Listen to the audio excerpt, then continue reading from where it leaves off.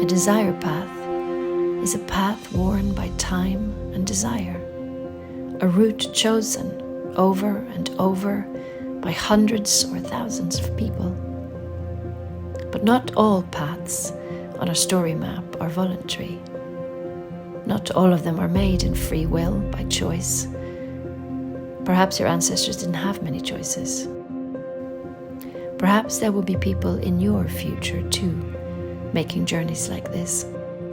What happens when the land you map your stories on changes? If we can use our story maps to recreate the past, and our imagination to rewrite the enforced choices of our ancestors, can we also shape the journeys of the future? The choices for our children and grandchildren? Can we use our stories to create desire maps for the future?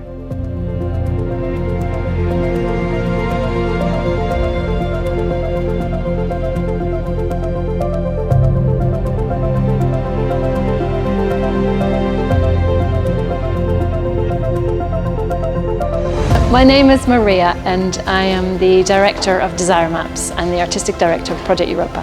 I think we're trying to find a slightly different way of telling stories about migration, partly by directly involving audience in the performance, partly by the performers contributing some kind of autobiographical detail or personal stories or experiences they've had in order to trigger trigger the audience to think of similar things.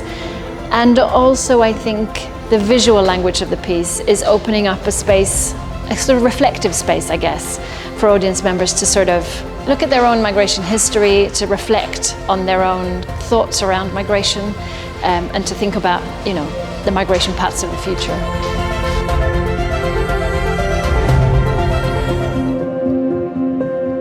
Hi, my name is Akhila Krishnan. I'm the visual artist and co-author for Desire Maps. Live drawing is a big part of the project. I think the idea for it came from the concept of map making itself, but kind of scaling up the idea of a map into a sort of embodied experience of how maps first came to be. So people crossing landscapes and measuring distances with their feet. And so the floor became a really powerful surface for the show, and drawing is a way of tracing paths and marking our trails along the floor.